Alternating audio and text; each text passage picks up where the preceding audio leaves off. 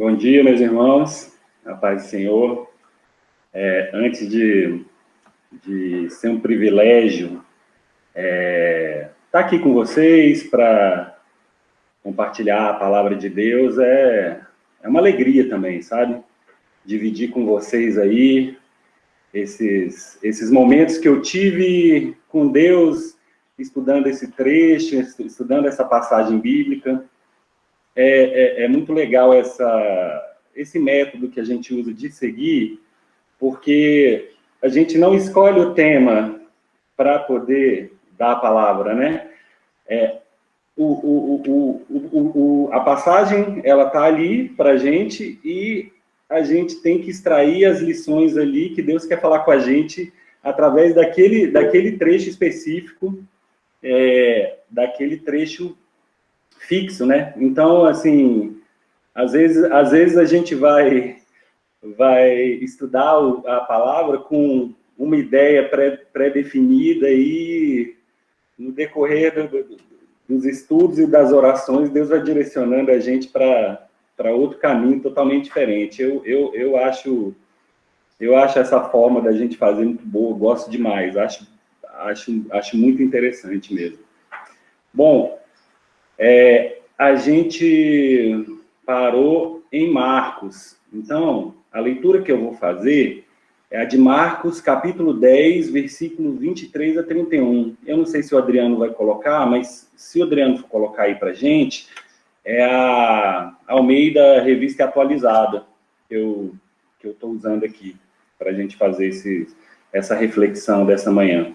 Então, não sei se ele vai colocar, mas seria essa. E, de qualquer forma, eu vou ler para a gente o texto bíblico. Então, seria Marcos 10, de 23 a 31. Tá? É uma passagem que sucede ali a passagem do jovem rico, que Jesus mandou ele vender tudo que ele tinha para seguir a Jesus e ele acabou se entristecendo e não fazendo aquilo que Deus tinha falado para ele fazer, né? Então, vamos ler. O Adriano colocou aí, legal.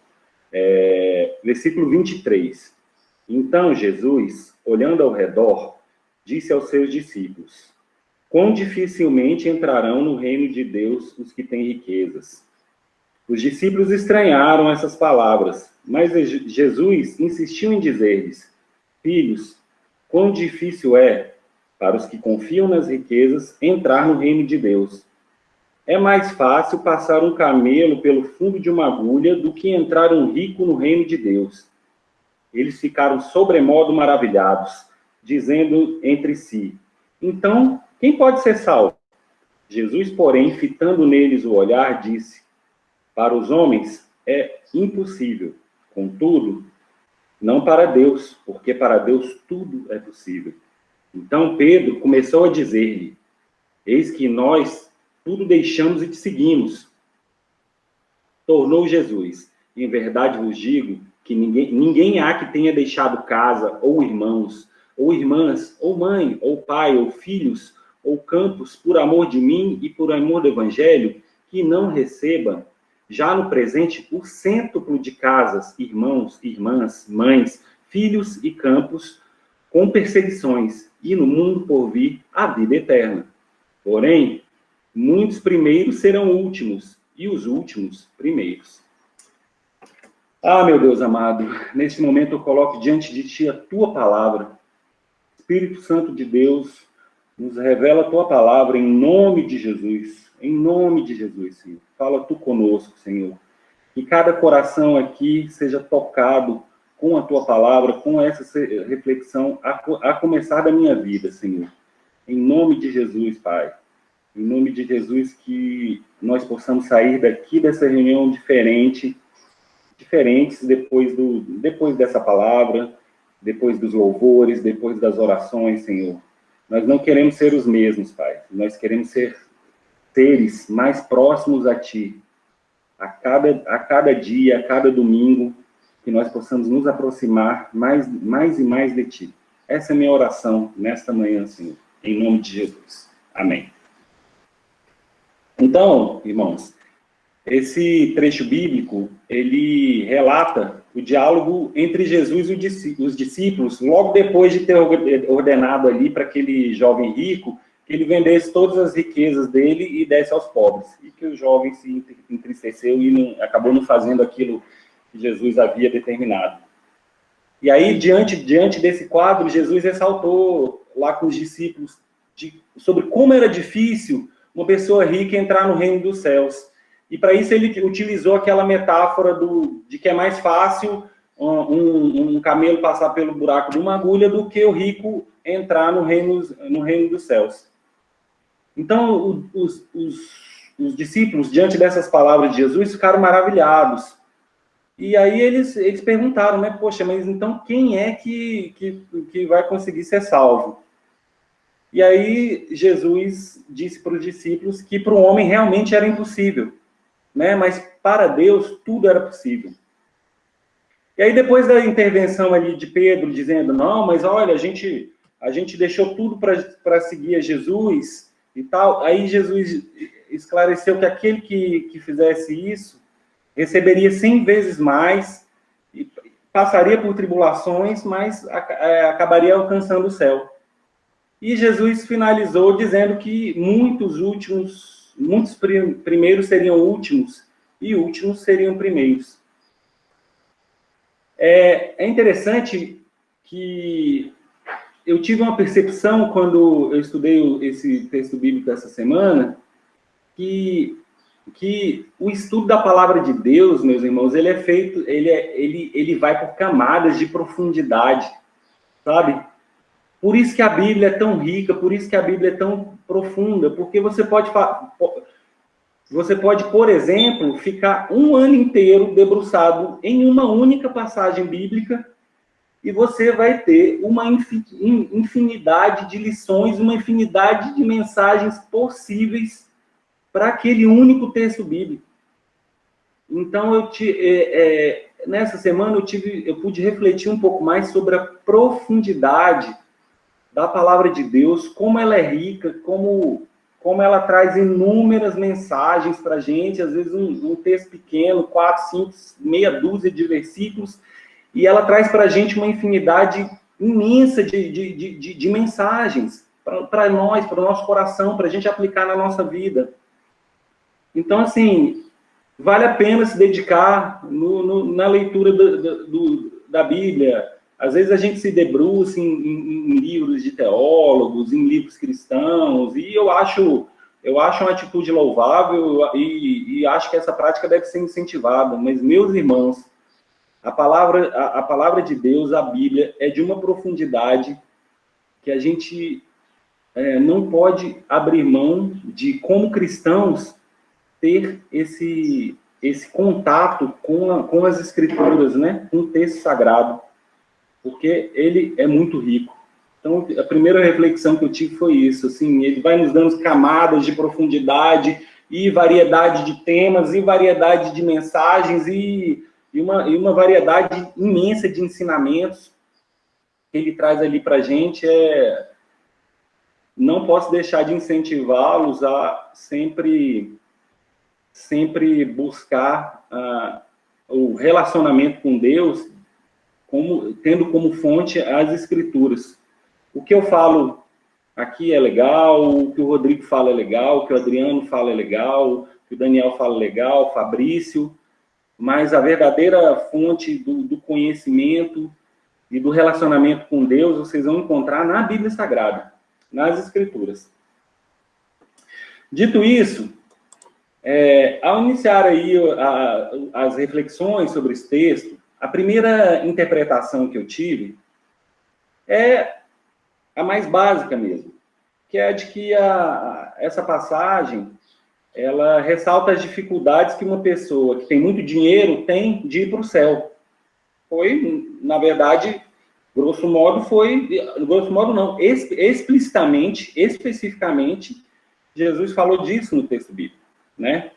Então, nos versículos 23, 24 e 25, e eu já vou me adiantando e lendo aqui, ele diz, né? Então Jesus, olhando ao redor, disse aos seus discípulos: quão dificilmente enfrentarão no reino de Deus os que têm riquezas. Os discípulos estranharam essas palavras, mas Jesus insistiu em dizer-lhes: filhos, quão difícil é para os que confiam nas riquezas entrar no reino de Deus.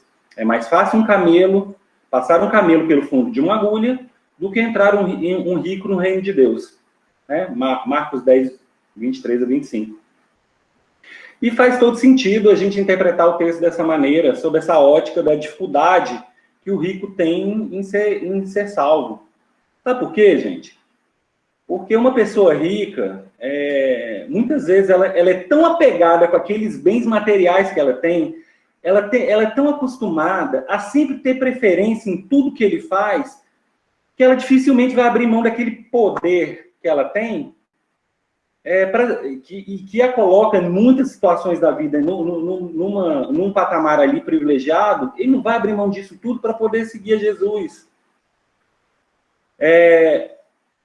O texto, então, ele nos traz esse ensinamento que o homem, ainda que não necessariamente de uma forma literal, como foi o caso do jovem rico, que Jesus falou, vende tudo que você tem, ainda que não seja dessa forma literal, como Jesus ordenou para esse jovem na passagem, que até foi lida pelo Adriano na semana passada, mas ao menos no seu coração, ele tem que abdicar dessas riquezas e da segurança de ter essas riquezas como alicerce, para se humilhar e se prostrar aos pés de Jesus para ele poder ser salvo.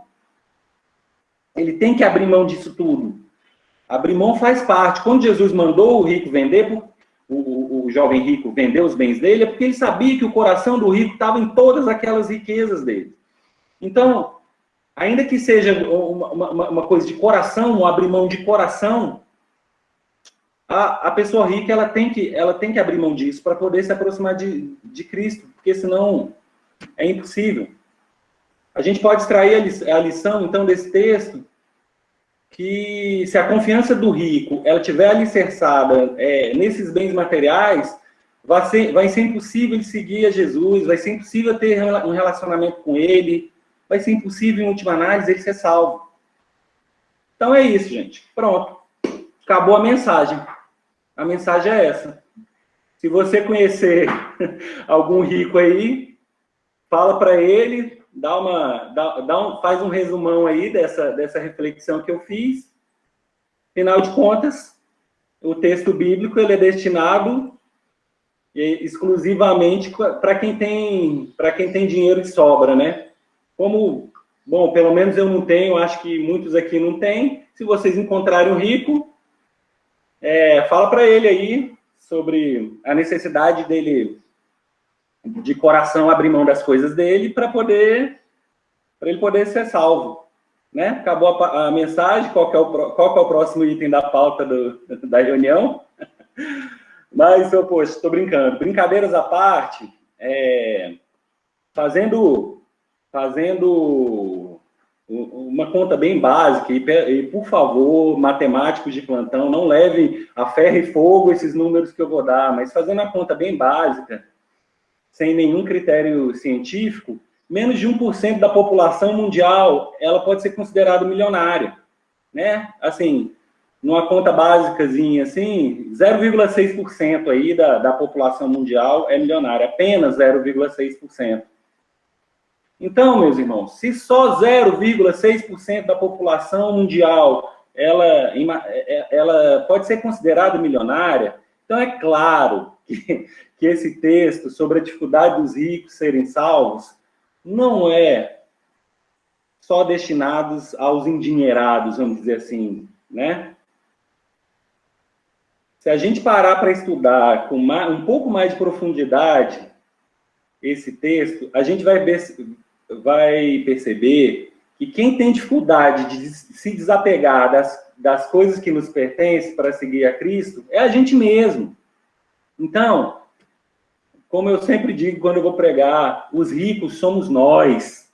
Nós somos os ricos desse texto bíblico.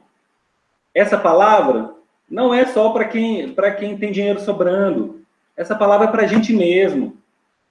Que sobra, como é que fala? Que sobra mês que sobra mês para o salário, né? É para gente que não tem dinheiro, que o mês é muito esticado aí para o salário que a gente tem. Essa palavra é para a gente também. Os ricos, eles se alicerçam, eles têm o suporte deles no dinheiro e no poder. E isso afasta eles de Deus. Mas e nós? Então, começo a convidá-los a refletir sobre o texto sagrado. E nós, meus irmãos, quais são as riquezas, né? Quais são as riquezas que nos afastam de Deus? Quais são os nossos alicerces? Qual é a coisa, meu irmão, que você confia na sua vida, tanto que você coloca essa coisa no lugar da confiança que você deveria ter em Deus? Qual é o alicerce da sua vida que você se apoia, no lugar de se apoiar em Deus? Qual é a coisa que você não abre mão, mas que te impede de seguir em direção a Deus? Que impede que Cristo seja o alvo para você perseguir na sua vida? Qual é o seu alicerce? O que você está substituindo? Qual é a sua riqueza? Qual é o alicerce que te impede de ser salvo? Porque é substituto da confiança que você deveria ter em Deus. O que é, meu irmão? Estou te chamando para pensar. Estou te chamando para refletir. A gente tem um alvo, que é caminhar em direção a Jesus Cristo. O que é que te atrapalha muitas vezes? O que é que te faz desviar dos caminhos muitas vezes? O que é que faz você marcar passo, ficar parado muitas vezes?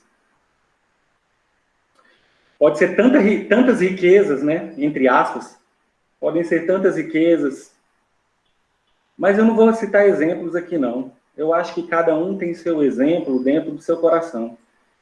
Cada um aqui com um mínimo exercício de pensamento, de reflexão, consegue me dizer 2, 3 coisas que realmente te atrapalham aí a seguir em direção ao alvo, que é Jesus Cristo. E eu creio firmemente mesmo, que Jesus vai colocar no seu coração, o Espírito Santo de Deus vai colocar no seu coração qual é a riqueza que você possui, que não desapega e que dificulta o seu relacionamento com Deus. Pensa aí, meu irmão. E eu convido vocês todos, a começar de mim, é claro, a se desapegar dessas riquezas. Eu convido vocês a se desapegarem dessas riquezas. Eu convido vocês a refletirem sobre em que você está alicerçando a sua vida. O que te impede de ter um relacionamento mais profundo com Deus? Qual a substituição que você está fazendo, meu irmão? A gente precisa pensar nessas coisas. Se o nosso alvo é Cristo, a gente precisa refletir. A gente precisa pensar nessas coisas. Seguindo para frente. Nos versículos 29 e 30. Jesus falou: em verdade vos digo que ninguém há que tenha deixado a casa, ou irmãos, ou irmãs, ou mãe, ou pai, ou filhos, ou campos, por amor de mim e por amor do Evangelho, que não receba, já no presente, o cêntuplo de casas, irmãos, irmãs, mães, filhos e campos, com perseguições, e no mundo por vir, a vida eterna. Marcos 10, 29 e 30.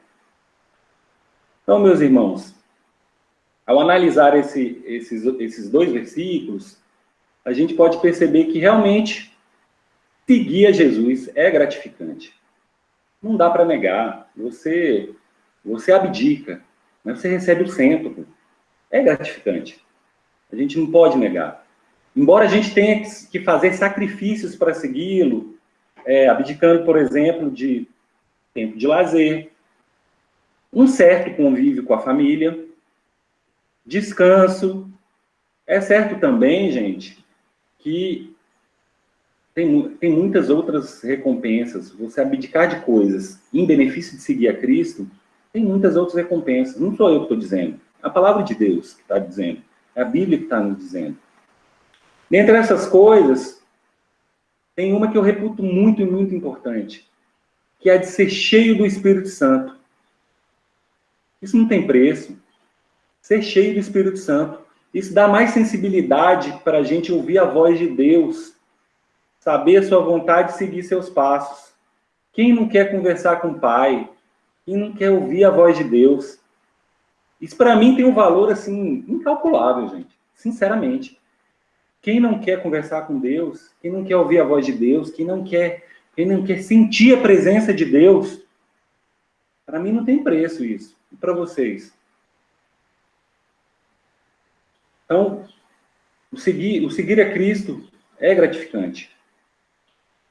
Outra recompensa impagável que a gente tem ao seguir a Cristo é ter amigos como vocês, amigos que pensam como a gente, amigos prontos para ajudar, né? É um tesouro incalculável. Queria aqui até fazer uma menção aí, eu tenho um grupo pequeno de amigos, sou eu, o Rodrigo, o César, o Açoeiro, o Isanil, a gente sempre se reúne, a gente carrega os fardos uns dos outros e eu tenho certeza que a gente só tem o nível de amizade que a gente tem, porque a gente tem Cristo no coração. Então, amigos como esses que eu tenho, amigos como vocês aqui da igreja, meus irmãos, que eu tenho, é impagável. Vale a pena abdicar. Vale a pena abrir mão de algumas coisas aí para ter esse tipo de coisa, para você falar com Deus, para você ter relacionamento com os irmãos no nível que a gente tem, né? No nível que nós, como Igreja Bethesda de Brasília, aqui temos. Então, a quantidade de amigos que a gente tem para seguir nessa jornada, amigos especiais, que têm o mesmo propósito que o seu, que acreditam nas mesmas coisas.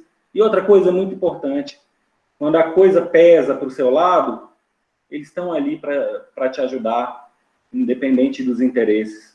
Então, além de você poder conversar com Deus, além de você poder ouvir a voz de Deus, o relacionamento com os irmãos é algo que não tem preço. Então, a recompensa vem, meus irmãos. 100 vezes mais, né? Como diz a Bíblia. 100 vezes mais do que o sacrifício que a gente empregou. Não sou eu que estou dizendo isso. É a passagem bíblica. Para pensar nisso. A gente abre mão? Abre sim. Todo mundo que leva o ministério de Deus a sério, que leva a palavra de Deus a sério, que leva o relacionamento com os irmãos a sério, ele abre mão de alguns prazeres da vida, em benefício de estar aqui aprendendo sobre Jesus. Mas a recompensa vem. Não sou eu que estou falando, é a palavra de Deus. Mas o texto bíblico, ele nos alerta sobre uma questão interessante. Eu fiquei lendo e relendo o texto bíblico, né? Porque o texto bíblico, ele fala, né?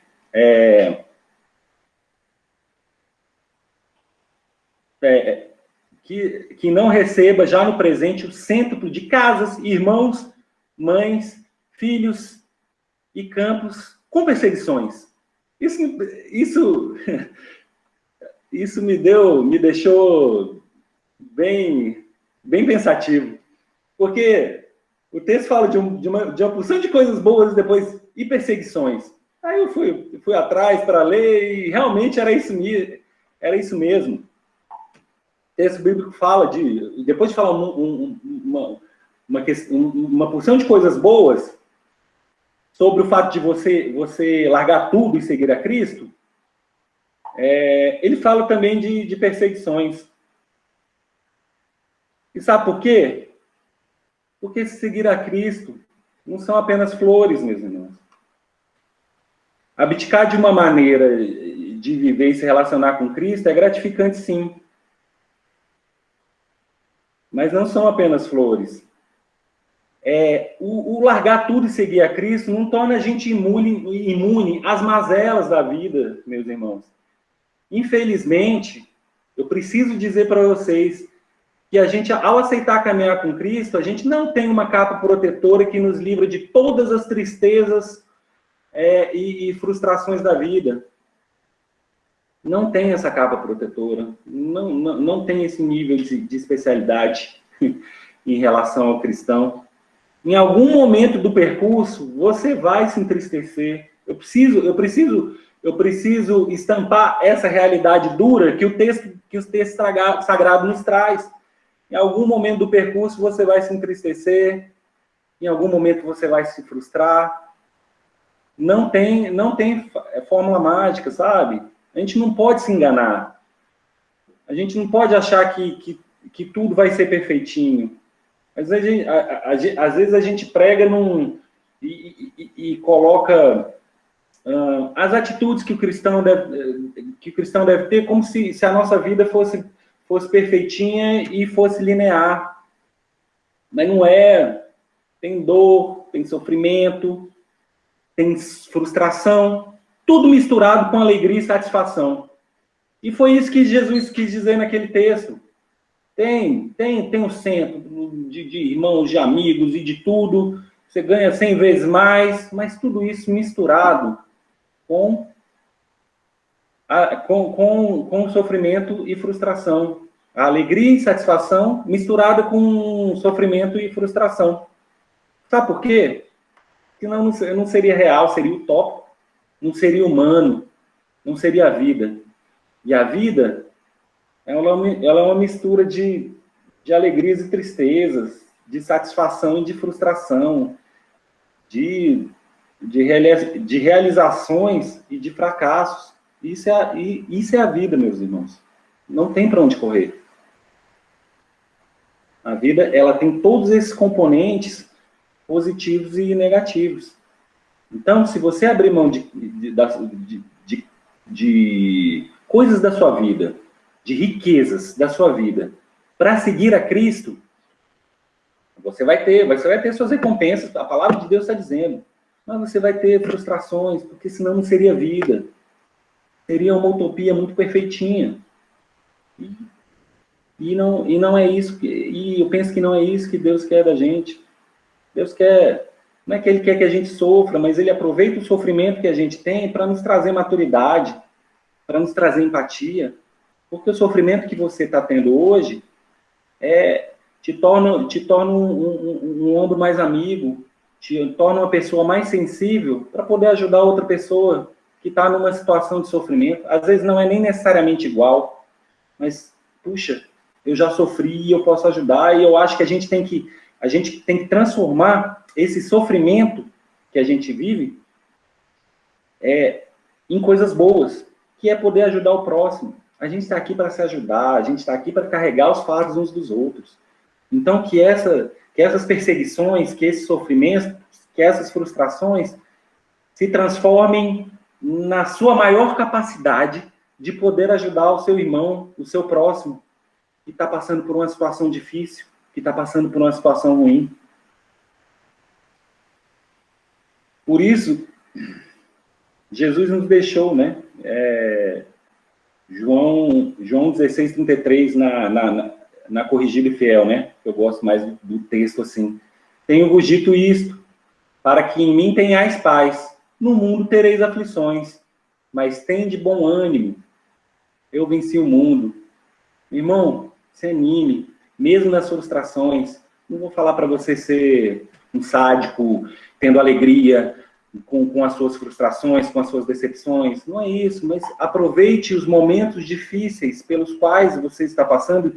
E olha que a gente está numa situação na vida muito propícia para a gente ter momentos difíceis e de frustrações, porque a gente está vivendo um período sombrio que ninguém aqui viveu e que o nosso planeta, que a humanidade não vive há muito tempo, que é uma pandemia, uma situação de isolamento, que é uma situação de pessoas próximas indo embora, Jesus levando pessoas próximas e uma situação de medo, de não saber como reagir, como o seu organismo vai reagir com a doença, não saber como as pessoas queridas vão reagir a essa doença e de chateação por estar confinado, e de chateação por não poder abraçar os seus amigos, dos seus familiares, não poder beijar. A gente está numa situação muito propícia para sofrimento, para aborrecimento e para frustração. Mas acho que o nosso papel como cristãos é poder absorver isso aí e tentar passar coisas boas para os outros. Cada um venceu a batalha da frustração e da chateação dentro da sua mente. Aquele que venceu ali, porque todas as batalhas começam dentro da sua mente. Aquele que venceu tem que chegar para o outro e dar o ombro, né? E ser o ombro amigo, para que ele também comece a vencer as suas batalhas, primeiro as internas e depois as exteriores. E as batalhas internas são o medo, a sensação de não saber o que fazer. E se, meu irmão, se você está conseguindo vencer isso, espalhe isso para frente, espalhe isso para os seus irmãos, entendeu? É um bom uso que você vai fazer das frustrações que são inerentes à vida humana, inerentes à nossa humanidade.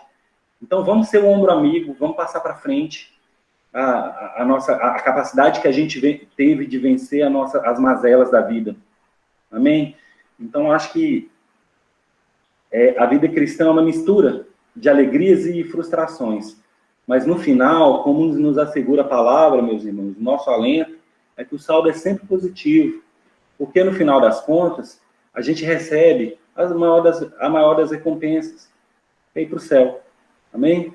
Então, vamos refletir sobre isso e vamos aproveitar as frustrações da vida, que vai ter, não interessa se você é cristão, se você não é, você vai ter frustrações, você vai ter tristeza, você vai ter mazelas, vai ter isso tudo misturado com um monte de alegria, um monte de realizações. Isso é vida. Então, vamos passar para frente as coisas boas da vida, vamos ser suporte, vamos ser alicerce para os nossos irmãos, principalmente nesses momentos sombrios que a gente tem passado aí. Versículos 28 e 31, tá? Então, Pedro começou a dizer-lhe: eis que nós deixamos tudo e te seguimos. Versículo 31. Porém, muitos primeiros serão últimos, e os últimos serão primeiros.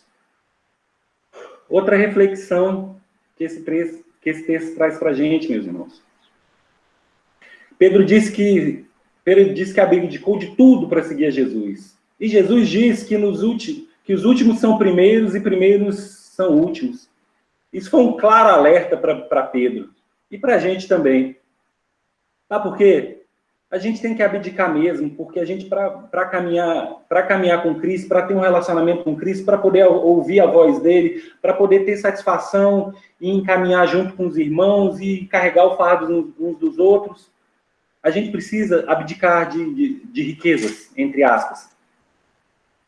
Só que a gente não pode se vangloriar dessa aparência de bons cristãos que nós temos.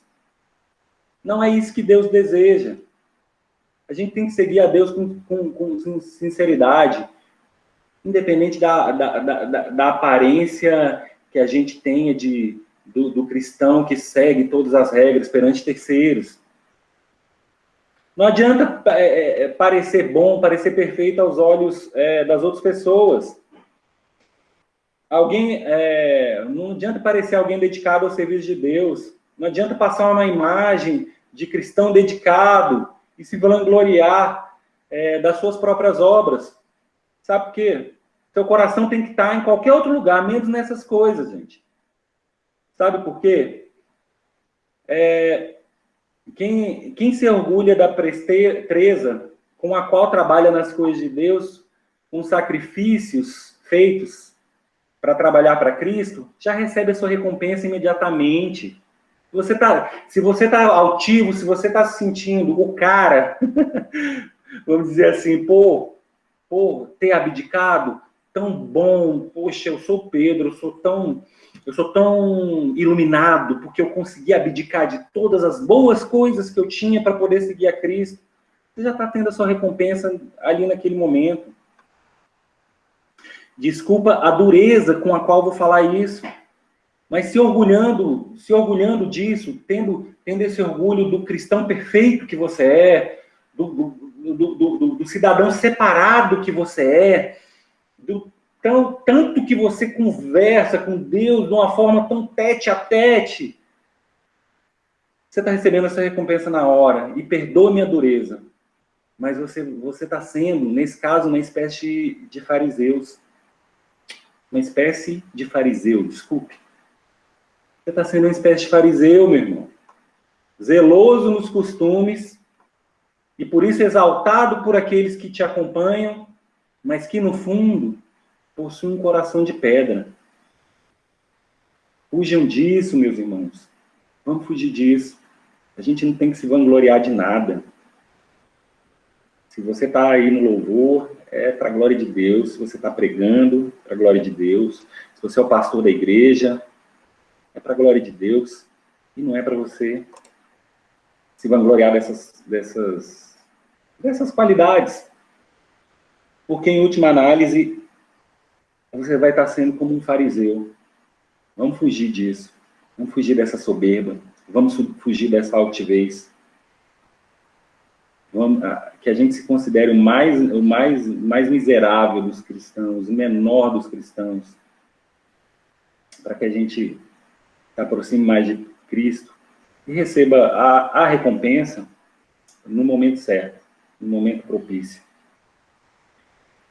Últimos serão primeiros e primeiros serão últimos, porque Deus conhece a sinceridade do seu coração na hora que você está ali fazendo a obra de Deus. Deus conhece a sinceridade com que você realiza a obra de Deus. Deus esquadrinha os nossos corações. Não tem que mostrar para ninguém. Não tem que mostrar para ninguém.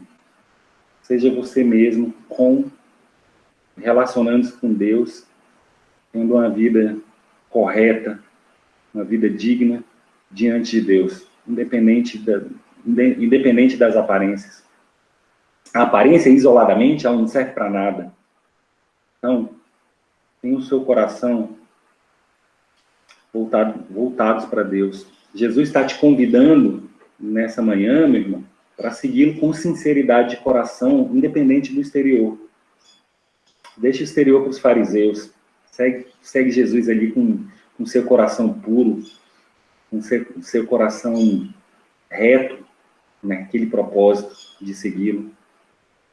Deixa as aparências, deixa o exterior para os fariseus, que vão ter a recompensa deles imediata. Amém? Então, essa é a mensagem também, que foi um alerta, acredito, foi um alerta para Pedro, e disse ele, não, a gente largou tudo para te seguir. Ele falou, cuidado aí, porque últimos serão primeiros e primeiros serão últimos. Não adianta ficar se vangloriando aí daquilo que você fez. Vem, me segue aí com o coração puro, e você vai chegar lá. Vai ter suas recompensas, vai ter frustração, mas vai chegar lá. E agora, meus irmãos, a gente chegou talvez naquele que eu considero o ponto crucial aí dessa pregação. Já finalizando aí os nossos estudos. Então, eu vou reler aí os versículos 24 a 27, para a gente refletir um pouco mais aí nesse texto sagrado. Espera o Adriano. Colocou. Beleza. Os discípulos estranharam estas palavras, mas Jesus insistiu em dizer-lhes, filhos, quão difícil é para os que confiam nas riquezas entrar no reino de Deus.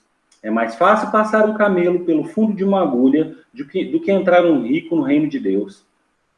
Eles ficaram sobremodo maravilhados. Um minuto. Eles ficaram sobremodo maravilhados, dizendo entre si, então, quem pode ser salvo? Jesus, porém, fitando neles o olhar, disse, para os homens é impossível, contudo, não para Deus, porque para Deus tudo é possível.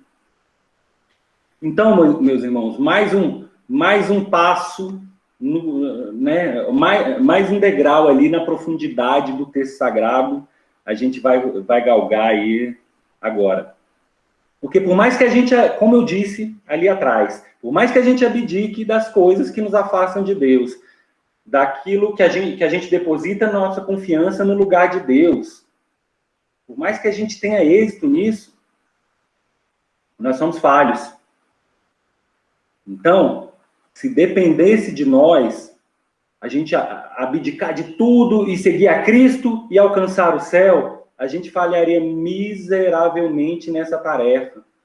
A gente teria total fracasso nessa tarefa de nos livrarmos de tudo que nos impede de nos aproximarmos de Cristo. Como nos ensinou a palavra, para o homem é impossível a salvação. Com base na nossa própria capacidade, meus irmãos, não dá. A gente não é capaz, a gente não tem condição. E isso leva a gente ao tema principal dessa mensagem. Então, presta atenção aqui. Não é um movimento que a gente faz com sinceridade de coração, de modo a abdicar das nossas riquezas, entre aspas, que nos levam à salvação. Ainda que a gente faça com sinceridade de coração, ainda que a gente faça sem se vangloriar, e ainda que a gente tenha recompensas, 100 vezes mais, como diz o texto sagrado. E o texto diz também que no final vai ter salvação. E vai ter mesmo. Mas não existe essa associação direta entre os nossos sacrifícios, o sacrifício que a gente faz e a salvação que a gente vai ter. Presta atenção nisso. Não tem associação direta entre o sacrifício que a gente vai fazer, o modo de vida ali que a gente vai ter para poder chegar a Cristo e a salvação que a gente vai ter. Não estou dizendo que a gente não deve fazer isso, porque abdicar das coisas, porque a gente vai ter recompensa, entendeu? O relacionamento com Cristo é uma recompensa. O dia a dia com os irmãos é outra recompensa. A gente vai ter recompensa, mas não há uma relação direta entre aquilo que a gente abdica e a salvação. Sabe por quê? Porque senão a gente não conseguiria. É impossível. O texto sagrado foi muito preciso nisso. Ele diz que a gente deve abdicar, que vai ter recompensa, mas Jesus diz, ninguém conseguiria. Nem o rico, nem o pobre, nem ninguém. Sabe por quê? Porque só o Deus do impossível, só o Deus do impossível pode te dar a salvação. Jesus disse no versículo 27, meus irmãos, ninguém consegue. Repito para vocês, ninguém consegue. É só pela misericórdia do Deus do impossível. Olha que coisa. Só conseguimos chegar ao céu através do poder de Deus. E sabe o que isso me leva a pensar? É pela graça, meus irmãos. Não é pelo seu esforço. Não é pela sua capacidade. Não é pela sua destreza. É pela graça. Não é pela sua abnegação. Não é pela sua resiliência. É pela graça, meus irmãos. A gente precisa conviver com isso. A gente precisa conviver com essa graça. A mensagem mais importante dessa manhã, meus irmãos, é essa. É a graça. É pela graça que a gente está aqui reunido. É pela graça que a gente consegue seguir em frente, apesar dos tempos sombrios que a gente vive. É pela graça que nós somos salvos. A gente precisa entender essa realidade espiritual. A gente precisa entender essa realidade bíblica. Não é pela nossa capacidade, qualidade e bondade. É pela graça, meus irmãos. A gente precisa aprender a crer. A gente precisa aprender a cultivar a fé em Cristo, a fé em Deus. E aí, Efésios 2:8, depois que a gente faz o estudo desse texto, ele começa a fazer muito mais sentido do que já sempre fez, né? Porque pela graça sois salvos, mediante a fé. E isso não vem de vós, é dom de Deus. Essa passagem, meus irmãos, ela é um convite para a gente se acalmar. Acalma o seu coração, aproveita o relacionamento com Deus, né? Aproveita, né? Aproveita o caminho, aproveita a viagem, aproveita o dia a dia dessa viagem, né? Porque é a graça que salva. Mas aproveita, viva com qualidade cada momento dessa caminhada, cada momento dessa viagem. Aproveita essa caminhada que é repleta de acerto e erro, sabendo que no fim de tudo, o Deus do impossível, mediante a fé, te levará à salvação, nos levará. Amém. Dependemos exclusivamente de Deus. Glórias a Ele por isso, aleluia. Eu sei que eu sou muito falho, então o depender de Deus é um bálsamo para mim, reconfortante, é profundo, é íntimo, é estritamente pessoal, meus irmãos. Pensem nisso, reflitam sobre isso. Essa é a parte mais importante do texto. É a graça, é a graça, é a graça. Amém. Obrigado demais pela oportunidade de compartilhar as minhas reflexões sobre a palavra de Deus. Amém. Quão amáveis são os teus tabernáculos, Senhor dos exércitos. A minha alma suspira e desfalece pelos teus átrios.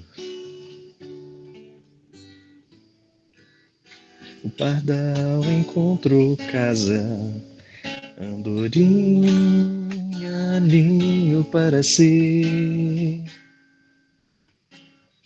Eu encontrei teus altares, Senhor, Rei meu e Deus meu.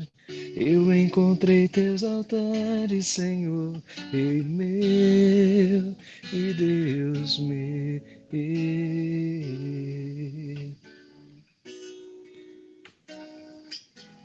Pois um só dia, Senhor, nos teus átrios valem mais que mil. O pardal encontrou casa, andorinha, ninho para si. Eu encontrei teus altares, Senhor, Rei meu e Deus meu. Eu encontrei teus altares, Senhor, Rei meu e Deus meu. Eu encontrei teus altares, Rei meu e Deus meu. Eu encontrei teus altares, Senhor, Rei meu e Deus meu.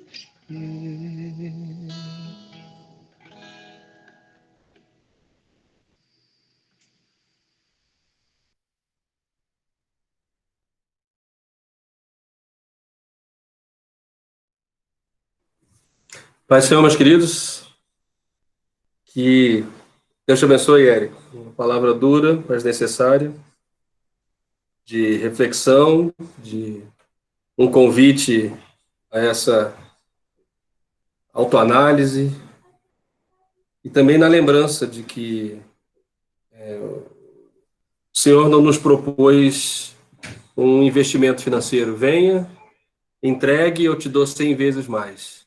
Né? Se fosse assim, era só mais uma proposta de um banco ou de qualquer corretora. Mas ele disse que nos daria mais e com provações, mostrando do que significa esse caminho, o que significa esse reino. Eu confesso que eu tenho muita dificuldade, acho que se eu não perdi a conta, essa é a nossa quarta ceia em pandemia, ou quarta ceia à distância. E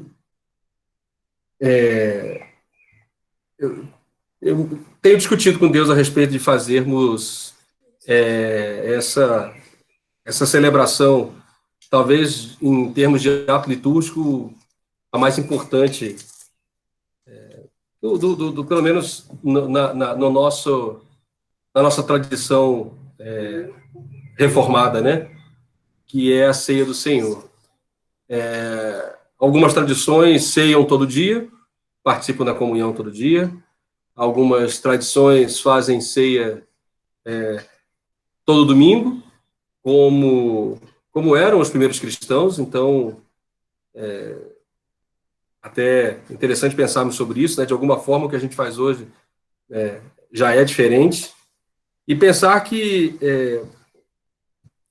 o próprio rito da ceia, o próprio memorial da ceia, já foi causa de guerras, mortes, divisões e separações. E isso começa cedo, isso começa logo dentro ainda dos primeiros, talvez, 30 anos do cristianismo. Paulo, que foi um dos que o Senhor usou para levar o evangelho à cidade de Corinto, os ensina esse memorial deixado pelo próprio Senhor Jesus. E depois de um tempo ele descobre que aquela igreja está agindo mal, que está fazendo de uma maneira torta. E aí eu queria ler com vocês a partir do verso 17 do capítulo 11 de 1 Coríntios. A versão que eu tenho aqui é a Revista e Corrigida, a ARC, Almeida Revista e Corrigida, que acho que é a mais comum, talvez, entre nós. Mas, às vezes, a gente perde o fio da meada, né? A gente participa da ceia, mas esse texto foi escrito por uma igreja que estava celebrando a ceia de maneira equivocada, de maneira errada. Eu acho que é um bom começo a gente refletir nisso. Nisto, porém, que vou dizer-vos... perdão, Adriano. Sim. Nisto, porém, que vou dizer-vos, não vos louvo, porquanto vos ajuntais não para melhor, senão para pior. Paulo dizendo isso para uma igreja. E o ajuntamento da igreja produzia mais malefício do que benefício. E, com muito temor, eu peço que a gente reflita no que a gente tem vivido como comunidade evangélica brasileira. Se os nossos ajuntamentos, se os nossos exemplos, se as nossas pregações, se os nossos testemunhos, se as nossas vivências não têm sido para o pior e não para o melhor. E diante disso também nada de novo, nenhuma mudança extraordinária. Porque se nós não fôssemos maus, o sacrifício de Jesus não faria sentido. Então, sim, nossos ajuntamentos são ruins, sim, nossos pastores caem, nossos membros são homicidas, sim, é escandaloso, sim, porque Jesus disse que veio para os que estavam doentes e não para os sãos. Mas o que torna diferente o corpo de Cristo, então? A diferença no corpo de Cristo é que aqui o homem confessa e deixa para alcançar misericórdia. Se arrepende, se reconhece pecador, entende sua insuficiência para viver, para caminhar, para existir. E reconhece em Deus um Salvador. Agora, quando a instituição, ou a carreira, ou o bom nome tem mais sentido, ou vale, ou deve ser protegido além da coerência, da integridade, dos valores do reino, aí de novo nós nos desviamos e de novo a gente lê o que Paulo diz. Porém, nisto que vou dizer-vos, não vos louvo, porque vos ajuntais, porque vos reunis, porque vos congregais, não para o melhor, senão para o pior. Então tem hora que é bom estar afastado mesmo, porque o ajuntamento pode piorar. Porque, antes de tudo, ouço que quando vos ajuntais na igreja, há entre vós dissensões, e em parte eu creio. E até importa que haja entre vós heresias, para os que são sinceros se manifestem entre vós. Paulo não está escrevendo para o mundo, Paulo não está escrevendo para o pecador que não conhece Jesus, Paulo está escrevendo para a comunidade que acabou de ser fundada, que tinha 10, 15 anos talvez de vida, e que diante de sua ausência, pregando em outros, Paulo como missionário, fundando outras comunidades, sente a necessidade de fazer-lhe várias perguntas, e a carta de 1 Coríntios é Paulo respondendo a essas perguntas, e angustiado com as notícias que recebe. E ele diz, olha, em parte eu creio. E ele continua, de 20, de sorte que quando vos ajuntais num lugar, não é para comer a ceia do Senhor, porque comendo cada um toma antecipadamente a sua própria ceia, e assim um tem fome e outro embriaga-se. Nossas comunidades têm sido lugar de fartura para alguns, e de ausência, e de falta, de necessidade para outros. Vou além. Nossas comunidades têm sido nossas igrejas, nossa versão do cristianismo do século XXI, pós-pentecostal, tem sido ambiente de embriagar-se. O que significa embriagar-se? Perder-se a razão, perder-se nos seus próprios conceitos e esquecer-se do outro. E é disso que Paulo está falando. Cada um toma antecipadamente a sua própria ceia. As pessoas vão para a igreja num self-service, querendo resolver o seu problema, a sua angústia, a sua dor, o seu sofrimento. Jesus falou que o reino estaria entre nós. Quando 2 ou 3 se reunirem, eu estarei com vocês. Se nós nos reunimos para cada um buscar o seu próprio interesse, isso não é reunião. Se cada um busca só se alimentar, se embriagar, se satisfazer. E ele continua, não tendes porventura casas para comer e pão e para beber? Ou desprezais a igreja de Deus, envergonhais os que nada têm? Que vos direi, louvar-vos-ei? Nisso não vos louvo. Vou trazer o olhar para mais perto. Como é que a nossa comunidade tem se reunido hoje? A partir da tecnologia. Mas alguém que não tenha condições de pagar a própria luz, que não tenha um equipamento eletrônico, seja um celular, seja um computador, que não tenha o software adequado, poderia participar conosco?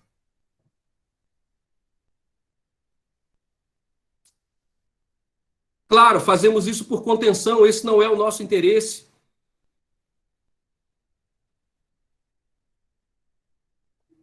Mas que a gente perceba o tempo em que estamos vivendo. Estamos separados do ajuntamento, porque talvez os nossos ajuntamentos tenham produzido mais morte do que vida. E aí sim ele começa o versículo 23. Porque eu recebi, que normalmente a gente começa, né? A gente esquece toda essa parte inicial, para de refletir, como se isso não tivesse acontecido. O versículo 23 é a continuação de tudo isso que Paulo está falando, e nesse contexto que Paulo está falando. Porque eu recebi do Senhor o que também vos ensinei. Paulo já tinha ensinado a eles, já tinha mostrado a importância, o significado da ceia do Senhor. Que o Senhor Jesus, na noite em que foi traído, tomou o pão. Não foi em qualquer noite. Esses discípulos várias vezes se reuniram e outras Páscoas celebraram. Mas aquela Páscoa foi diferente. Leio de novo, porque eu recebi do Senhor o que também vos ensinei, que o Senhor Jesus, na noite em que foi traído, tomou o pão. E tendo dado graças, ele rasgou o pão.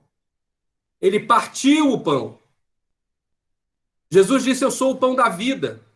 E aqui ele está dizendo, eu sou rasgado, eu sou cortado, por amor de vocês.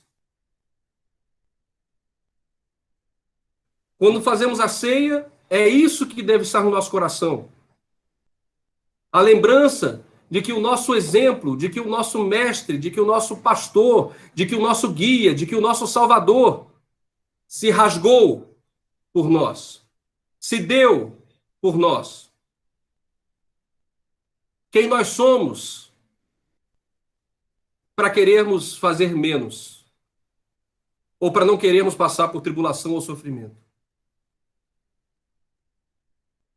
Porque eu recebi do Senhor o que também vos ensinei, que o Senhor Jesus, na noite que foi traído, tomou o pão. E tendo dado graças, partiu e disse: tomai e comei. Isto é meu corpo, que é partido por vós. Fazei isso em memória de mim. Quero convidar você, na sua casa, a pegar o seu pão. Está, imagino, diante da sua mesa. E a gente tem ficado tão fast food nas nossas ceias, que nas nossas comunidades o pão já está rasgado, até por condições de higiene também, né? Os nossos vinhos já vêm encapsulados, e o vinho ou o suco já vem separadinho.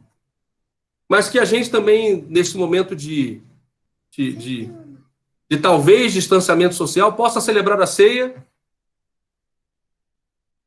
de maneira significativa neste memorial. Pegue o pão e rasgue.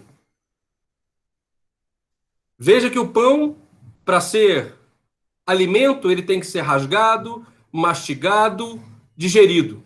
E foi isso que Jesus se propôs a fazer por nós.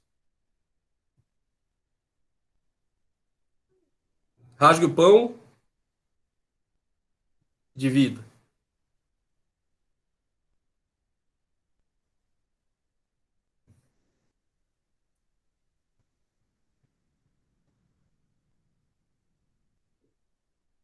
Eu queria orar.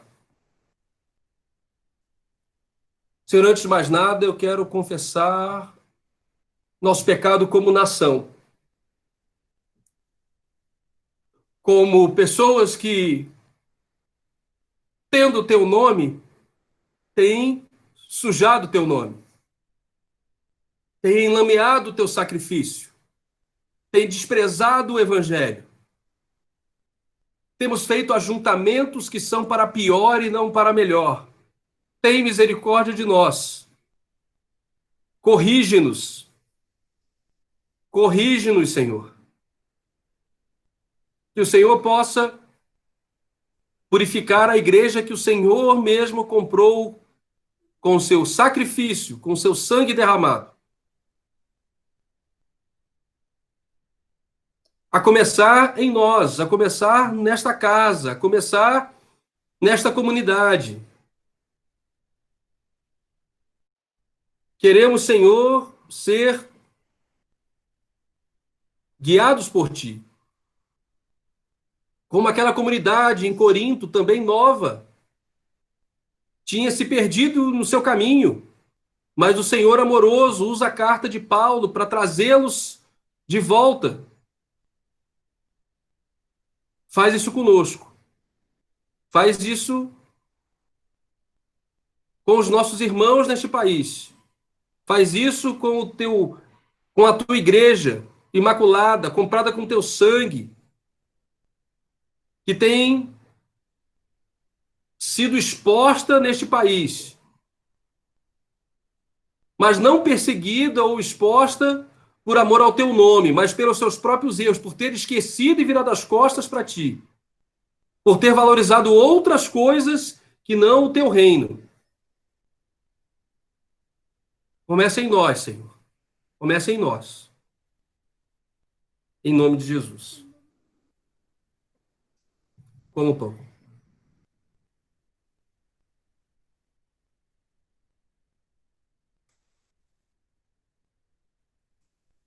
Tá tão gostoso.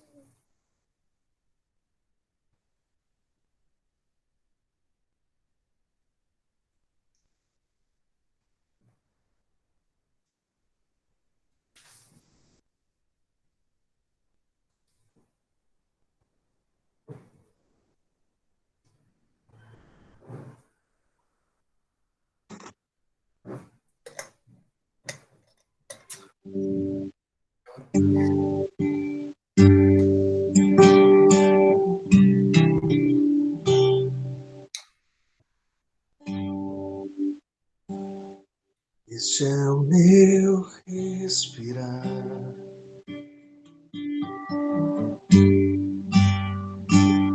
Este é o meu respirar.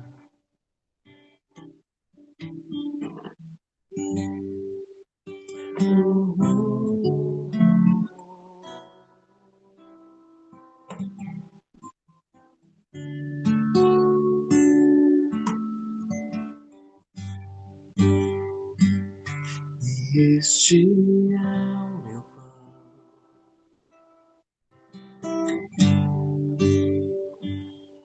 E este é o meu pão.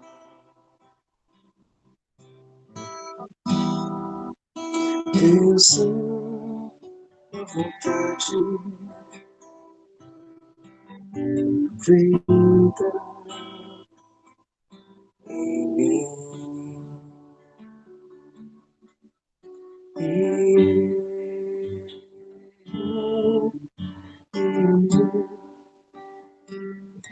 Eu posso sentir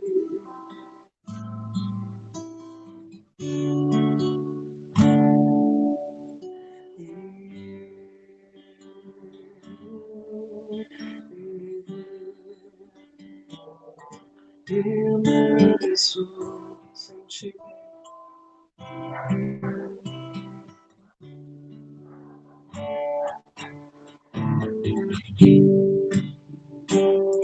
Deixa eu respirar.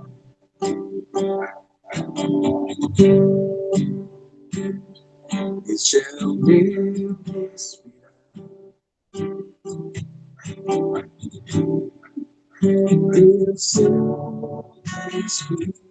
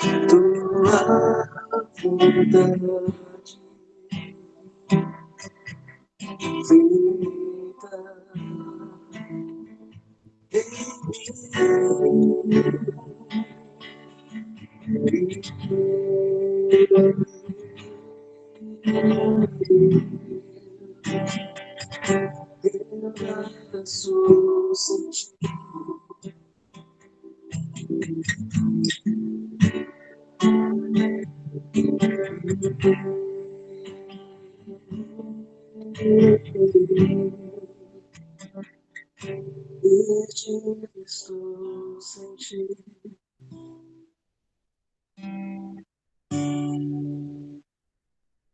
Eu nada sou sentir.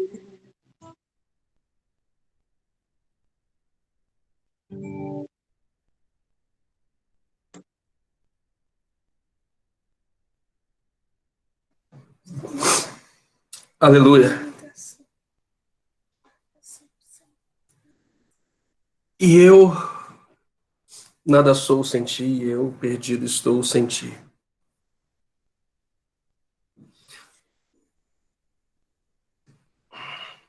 Mas o Senhor, depois de cear, ele tomou o cálice e disse: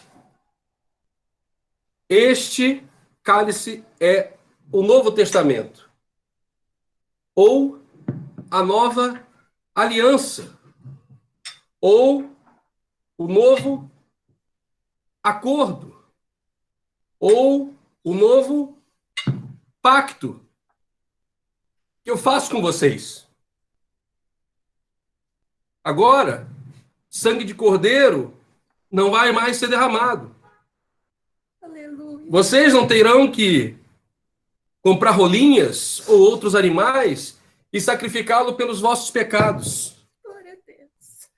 Porque o meu sangue está sendo derramado por vocês. Portanto, nessa nova aliança, que vocês vivam dignamente. Porque todas as vezes que comerdes este pão e beberdes este cálice, vocês anunciam a morte do Senhor até que ele venha. Porque quem come deste pão ou bebe deste cálice indignamente será culpado do corpo e do sangue do Senhor. Não se pode participar dessa mesa de maneira leviana. Não se pode participar dessa mesa como se fosse mais uma refeição qualquer.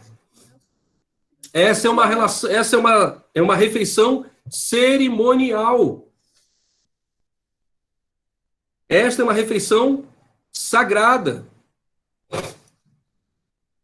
Porque o que come e bebe indignamente, come e bebe para a sua própria condenação, não discernindo o corpo do Senhor, não fazendo diferença entre o que é o corpo do Senhor e qualquer outra coisa. Por causa disso, há entre vós muitos fracos e doentes e muitos que dormem. Porque se nós nos julgássemos a nós mesmos, não seríamos julgados. Mas quando somos julgados como igreja, como denominação, como tradição religiosa, como religião, somos repreendidos o Senhor para não sermos condenados com o mundo. Portanto, quando vos ajuntais para comer, esperai uns pelos outros. Se alguém tiver fome, come em casa, para que não vos ajunteis para condenação. Quantas demais coisas ordená-las-ei quando for ter convosco. Ainda tinha um monte de coisa para falar, né? E os nossos ajuntamentos, quando voltarem, sejam para a bênção, mas que o nosso ajuntamento virtual, pegue seu cálice,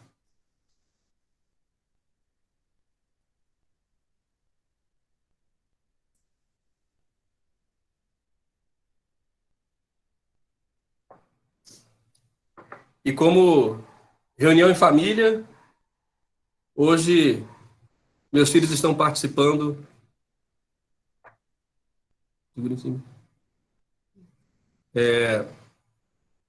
E quem achar que liberalmente pode fazer isso, fique à vontade. Mas que as nossas reuniões, quando voltarmos juntos, sejam para louvor do Senhor, ajuntamento para crescimento, ajuntamento para melhor. Mas que, enquanto isso, a gente, ainda que virtualmente, brinde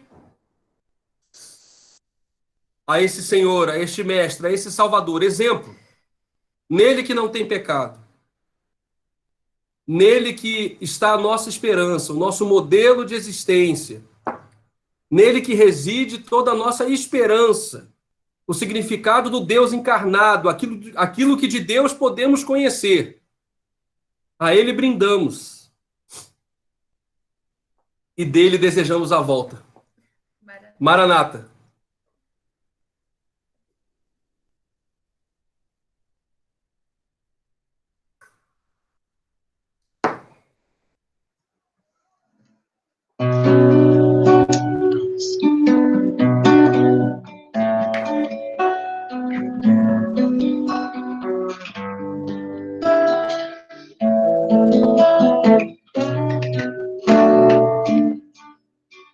Espírito do vivo Deus, manifesta o teu poder, revela o peso da tua glória.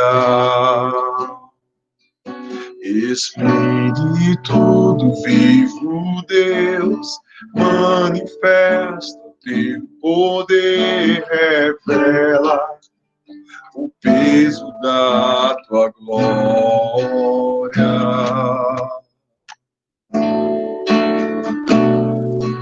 Vem com o peso da tua glória me cobrir, flua o rio de vida aqui. que a verdade do teu reino reine em mim. Vem com o peso da tua glória, vem com o peso da tua glória aqui.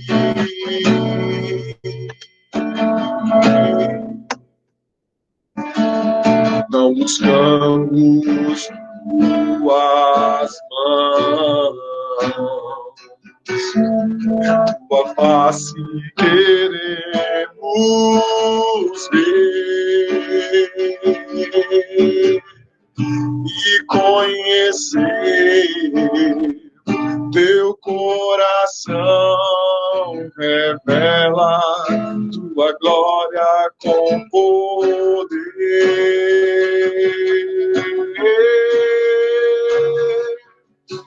Vem com o peso da tua glória me cobrir, flua o rio de vida aqui. Que a verdade do teu reino reine em mim. Vem com o peso da tua glória,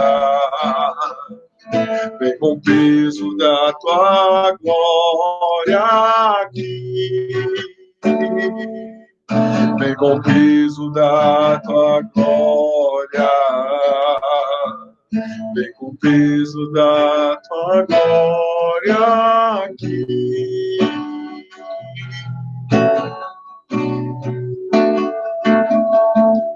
Eu entro no santo dos santos, por teu sangue eu posso entrar. A ti somente eu canto, ao grande eu sou eu vim honrar. Eu adoro a ti, adoro a ti. Eu adoro a ti, eu adoro a ti. Vem com o peso da tua glória me cobrir, flua o rio de vida aqui. Que a verdade do teu reino reine em mim. Vem com o peso da tua glória, vem com o peso da tua glória aqui. Aqui, aqui, aqui,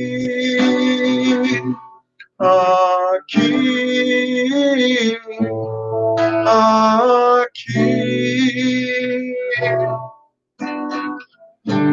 Amém. Vamos entregar ao Senhor a nossa devoção nesse momento. Eu louvo pelo carinho do Espírito Santo conosco. Nessa semana, em um dos meus momentos de oração, eu tive um desejo muito grande de ouvir essa canção, Hugo. Aí pensei assim, o pessoal da igreja não conhece, eu vou ficar cantando só eu aqui no meu quarto mesmo. Deus é maravilhoso, vem com o peso da tua glória, Senhor, nos cobrir. Visita cada lar, Senhor, visita os meus irmãos com o peso da tua glória nessa manhã. Não porque merecemos, mas porque clamamos a ti, Senhor. Nosso Deus e Pai, a ti, Senhor Jesus, Senhor da colheita.